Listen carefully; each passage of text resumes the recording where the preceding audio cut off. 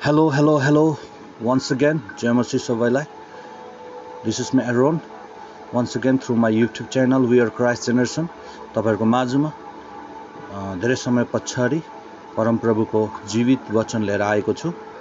अनि जब हामी वचनलाई हेर्छौं है, वचन हाम्रो लागि जीवन, मार्ग, सत्य, ज्योति हो. अनि हाम्रो जीवनमा वचनको सबैभन्दा इम्पोर्टेन्स छ. त आज म तपाईहरुको माझमा एउटा टपिक लिएर आएको छु, जुन चाहिँ मैले बाइबललाई अध्ययन गर्दाखेरि मेरो जीवनमा मैले परमप्रभुबाट रेभेलेसन पाएको छु. जब तपाईले हेर्नुहुन्छ भने है, बाइबलले भन्छ do not look at your past. परमप्रभुले हामीलाई भन्नुहुन्छ कि हाम्रो पुरानो कुरालाई चाहिँ नहेर.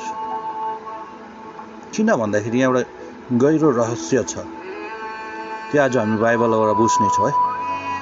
आज कतिचोटि है हामी प्रभुमा आएको छु, तर हाम्रो प्राणले, हाम्रो मनले है हामीलाई पास्टमा अहिलेसम्म बाँधेर राखेको छ.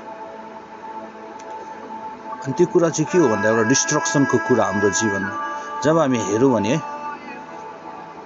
इजरायलीलाई चाहिँ परमेश्वरले ल्यान्ड अफ स्लेभरीदेखि छुटाएर है डेलिभरेन्स गरेर ल्यान्ड अफ कनानमा लानु चाहनु भएको छ. तर उनीहरूको सोचमा चाहिँ जहिले पनि पुरानो कुरालाई उनीहरू हेर्थे. जब उजार स्थानमा हामी हेर्छौँ भने उनीहरूले भनेको छ मिश्र देशमा त हामीलाई खानु पाएको थिए, मासु पाएको थिए है. पुरानो कुरालाई उनीहरूले हमेशा याद गरेको कारण उनीहरू जुन चाहिँ भूमिमा है परमेश्वरले 40 दिनमा पुर्याउनु पर्ने थिए, 40 वर्ष लाग्यो भनेर सुनेको छ. त्यही कारण बाइबलले भन्छ do not hold yourself in your past है. आफूलाई पुरानो कुरामा अड्काइ नराख. हामी अझै एउटा कुरा हेर्ने छौँ भन्दाखेरि जब हामी उत्पत्ति 19 को 17 अनि 26 को पदलाई हेर्यो भने हामीले यहाँ पाउँछौँ परमप्रभुले आफ्नो दूतहरू पठाएर सोदोम अनि गोमोरालाई नाश गर्नु आँटेको छ. अनि 17 मा यहाँ यसरी लेखेको छ, As soon as they had brought them out, one of them said, Flee for your lives, do not look back and don't stop anywhere in the plain. Flee to the mountain or you will be swept away. यहाँ जब है लोत अनि उसको परिवारलाई त्यो सोदोम अनि गमोराबाट बाहिर लिएर आएको छ अनि उनीहरूलाई यसरी भनेको छ पिछाडी नहेर्नु अनि यहाँ नबसिरहनु. यदि तिमी यही बस्यो भने तिमी पनि नष्ट भएर जान्छौ. तर जब 26 मा हामी हेर्यो भने यहाँ के भनेको छ, लोतको पत्नीले चाहिँ है पिछाडी हेरेको छ अनि ऊ चाहिँ के भयो अरे सल्ट पिलर, एउटा नुनको खम्बा भएर ऊ त्यहाँ नष्ट भएको छ. त परमप्रभुले कतिचोटि हामीलाई पिछाडी नहेर भन्दाखेरि जब हामी हेर्छौँ भने हामीले परमप्रभुको वचन विद्रोही गर्दो रहेछ है. आज परमप्रभुले चाहेको लोतको फ्यामिली सबै बाँचेको थिए, तर लोतको फ्यामिलीमा है उसको सस्नीले चाहिँ के गर्यो, पिछाडी हेरेको कारण है ऊ त्यो ठाउँमा नष्ट हुनु त पाएन, तर उले जीवन पनि पाएन. त्यसरी नै प्रभुले आज हामीलाई कतिचोटि भन्छ पुरानो कुरालाई याद नगर. किनकि प्रभुलाई थाहा छ पुरानो कुरामा हामी हेर्यो भने है हामी त्यहाँ अड्की बस्छौँ. अनि परमप्रभुले जुन चाहिँ योजना तपाईँ र मेरो लागि सुन्दर योजना राखिदिनु भएको छ त्यो हाम्रो जीवनमा कहिले पनि पुरा हुँदैन. सो आज यहाँ जवान हुनुसक्छ, सुन्दै गर्ने आमा बाउ है, युथ मेबी है हाम्रो जीवनमा पुरानो धेरै परिस्थितिहरू आयो होला, हाम्रो जीवनमा अधर्म पापहरू भयो होला है. तर परमप्रभुले भन्नुहुन्छ है मैले तिम्रो अधर्मलाई सदाको लागि बिर्सेको छु.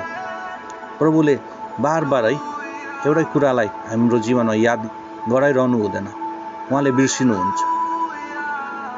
अनि रेभेलेसन 21 को 5 मा हामी हेर्यो भने जो सिंहासनमा बस्नु भएको थियो उहाँले भन्नुभयो अरे हेर म सबै कुरा नयाँ बनाउँदैछु. त के भन्दाखेरि परमप्रभुले अब नयाँ कुरा बनाउनु भएको छ. प्रिय आज तपाईँ र म सायद कति कुरा एडिक्सनमा हुनसक्छ. हाम्रो सानो बेड हेबिट है, गुप्तको पापको कारणले हामीलाई पुरानो पापहरूले बार हाम्रो प्राणमा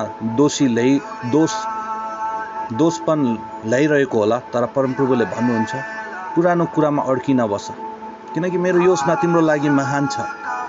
त्यो योजना चाहिँ तिमी पुरानो ठाउँमा बसिराख्ने होइन, दासताको भूमिमा बसिराख्ने होइन, तर स्वतन्त्रताको देशमा, आशिषको देशमा परमेश्वर लानु चाहनुहुन्छ।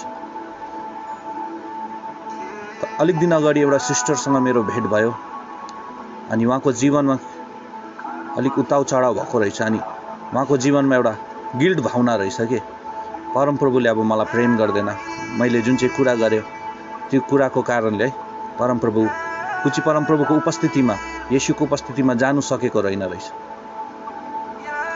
तर यो चाहिँ के हो भन्दा एउटा शैतानको है चाल हो। मैले उहाँलाई भने नि, तपाईले अहिले है यस्तो घोरलाग्दो पाप गर्यो, तर तपाईले आफ्नो मनलाई फर्काउनु भयो भने परमप्रभुले तपाईलाई एक्सेप्ट गर्नुहुन्छ। इभन तपाईले कसैको मर्डर पनि गर्यो, तर तपाईले साँचो हृदयले परमप्रभुमा फर्किनु भयो भने परमप्रभुले तपाईलाई कहिले त्याग्नुहुन्न।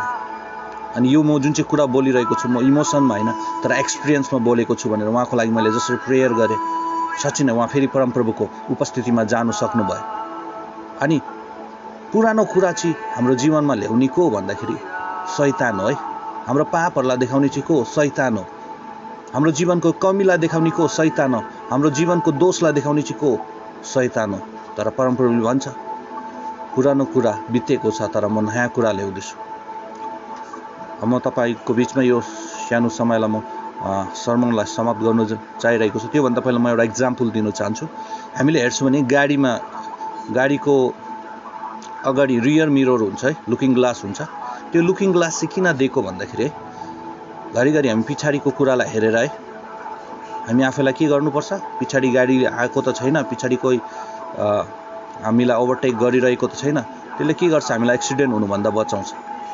तर हामीले त्यो पछाडिको कुरालाई मात्र हेर्दै गयो भने अगाडि हामी गएर एक्सिडेन्ट हुनसक्छ। सो हाम्रो जीवनमा पनि जीवनको पछाडिको कुराले है, पास्टको कुराले हामी हेरिबस्यो भने के हुन्छ, त्यो गाडी जस्तो एक्सिडेन्ट हुन्छ। त्यही कारणले बाइबलले भन्छ पछाडिको कुरालाई नहेर। My friends, God has renew you. परमप्रभुले तपाईँलाई नयाँ बनाउनु भएको छ। उहाँले वचन बोल्नु हुँदै तपाईँ नयाँ हुनुभएको छ। जब येशूलाई तपाईँले ग्रहण गर्नुभयो तपाईँ नयाँ हुनुभएको छ। थुमाको रगतले तपाईँ नयाँ हुनुभएको छ। म तपाईँलाई इन्करेज गर्न चाहन्छु, पास्टको कुरामा अड्की नबस्नुहोस्, तर येशूको नयाँपनमा तपाईँ जिउनुहोस्। नयाँ आशिषमा, नयाँ आशामा, नयाँ अनुग्रहमा तपाईँ जिउनुहोस्। अनि तपाईँले आफ्नो जीवनको योजनाहरूलाई पाउनुहुनेछ। तपाईँले आफ्नो जीवनको उद्देश्यलाई पाउनुहुनेछ। हुन्छ, म सानो प्रार्थना गर्छु। प्रभु, जतिको जीवनमा पुरानो कुराले अल्झाइराखेको छ, यसगरी प्रभु तपाईँको वचनले, तपाईँको अभिषेकले त्यो पुरानो कुराबाट, दोष भावनाबाट, पुरानो पापबाट, पुरानो स्वभावबाट, पुरानो आदतबाट आजाद गरेको होस्। नयाँ कुरा, नयाँ आशिष हरेकको जीवनमा दिएको होस्। धन्यवाद। By the blood of Jesus, in the name of Jesus, I speak for the newness upon everyone, Lord. धन्यवाद येशूको नाम, आमेन। Once again, सबैलाई जय मसीह। Until we meet next time, stay tuned and God bless you. Amen.